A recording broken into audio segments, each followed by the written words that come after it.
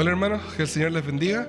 Ya estamos en esta última parte, esta última sesión del estudio que lleva por título El llamado de Dios, asumiendo el llamado, que ese es el subtítulo.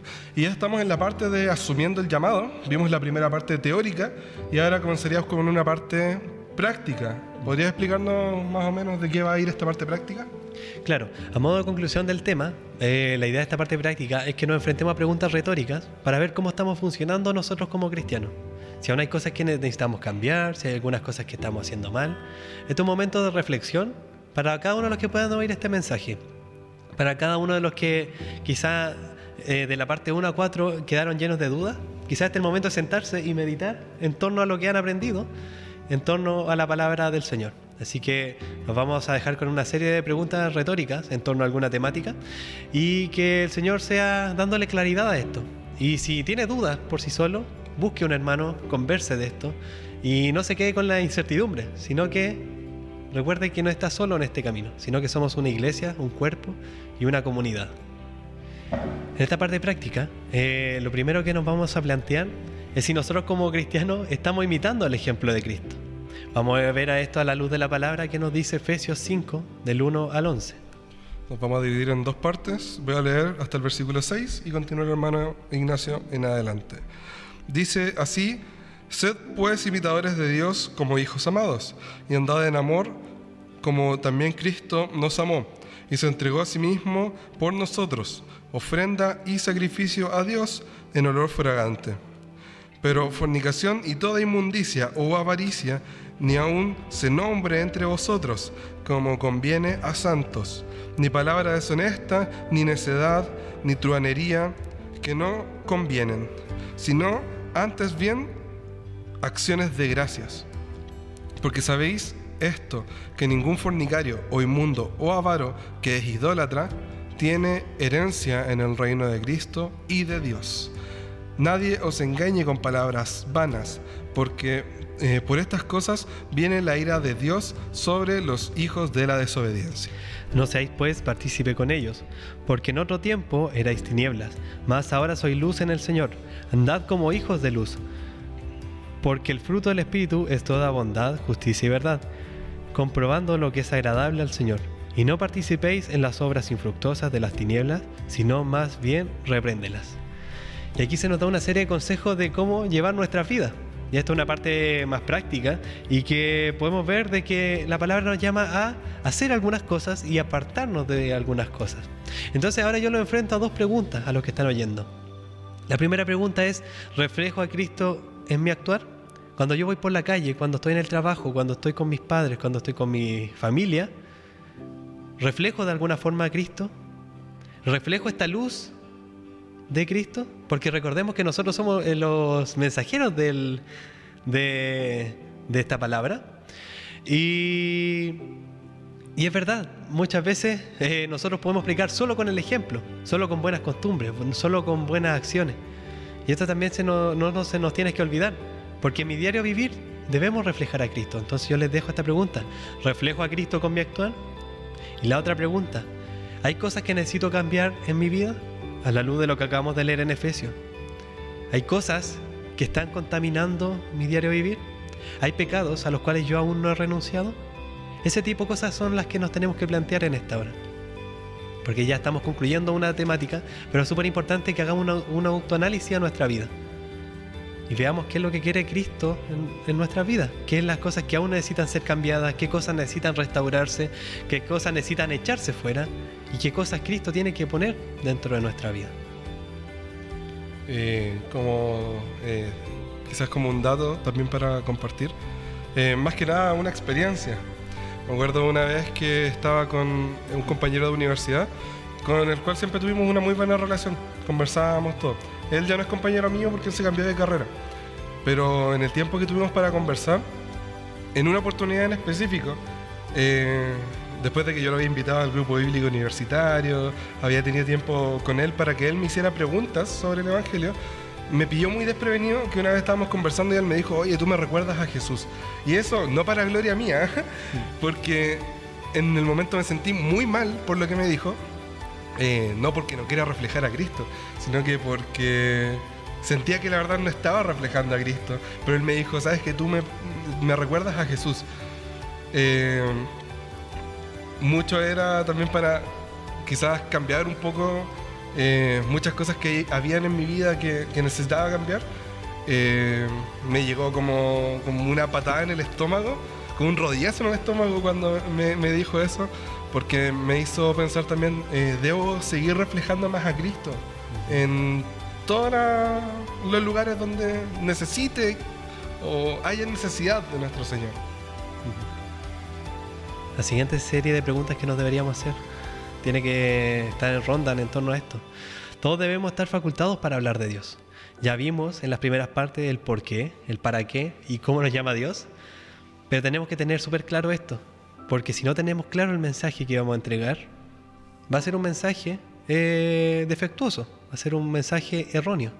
Por eso es súper importante que nosotros estemos facultados para hablarle de Dios a otra persona, para en el momento que nos toque evangelizar, tengamos las bases de conocimiento suficientes, tengamos las bases bíblicas suficientes y que lo hagamos con total naturalidad, no algo forzado, no algo que nos demande gran esfuerzo, sino que salga natural.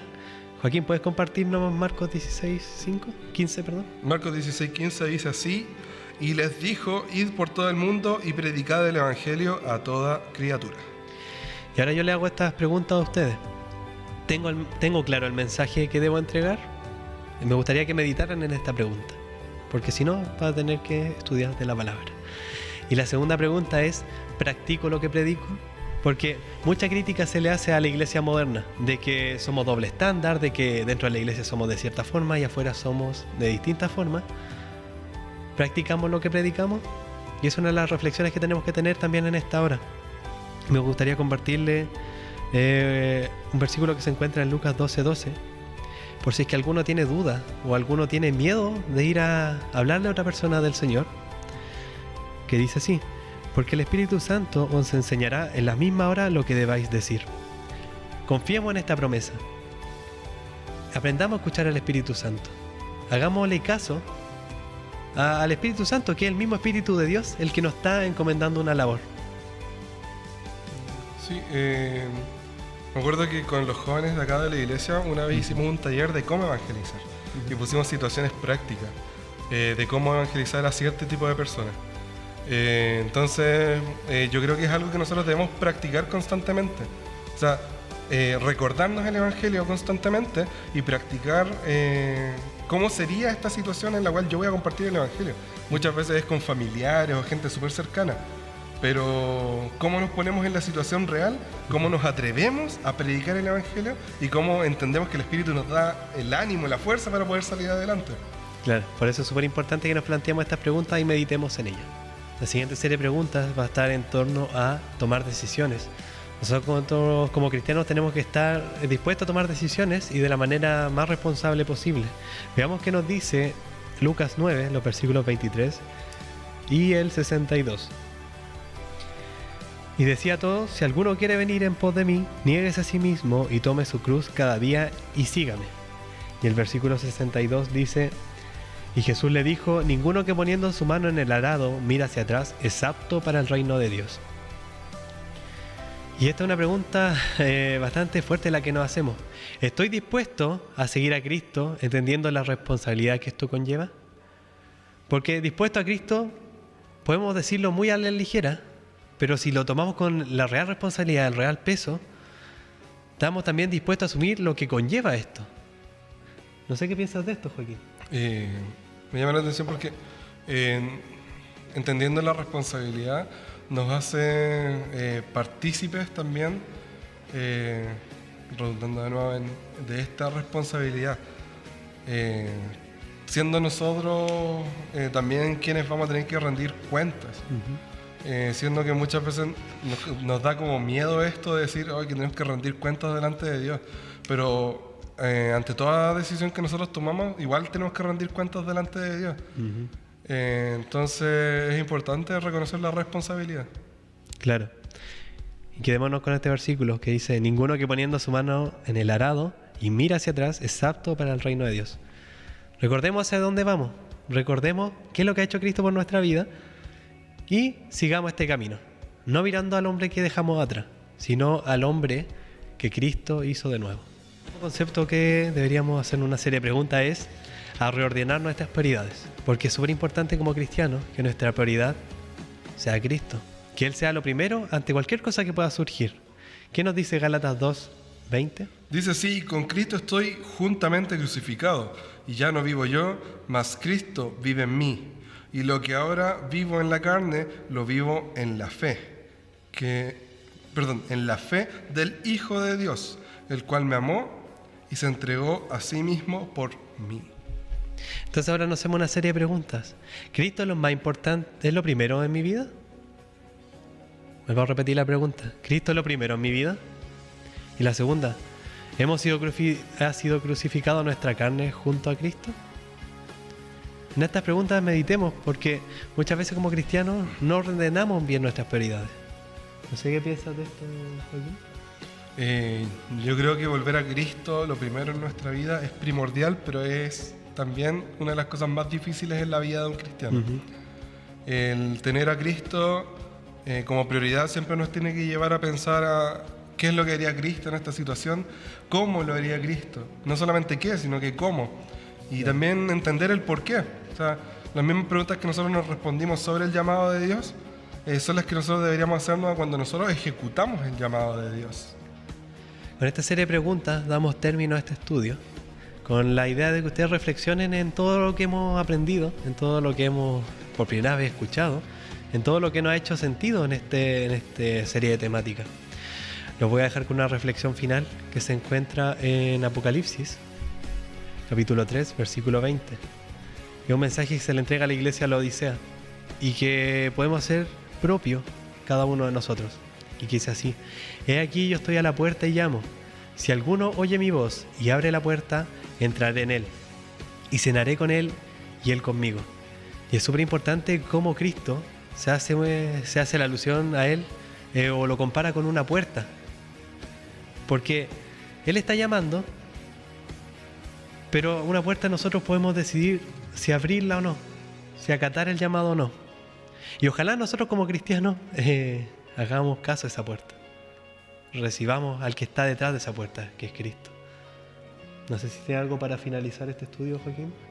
No, me queda todo muy claro y estoy agradecido al Señor por tener esta oportunidad de compartir este estudio, que tú diste, que me hayas permitido también ser parte de él, y que el Señor siga bendiciéndote, que el Señor siga usándote en su palabra, y que con esto muchos hermanos también puedan recibir de la palabra del Señor en esta instancia de necesidad, que estamos prácticamente encerrados, necesitamos escuchar palabra del Señor.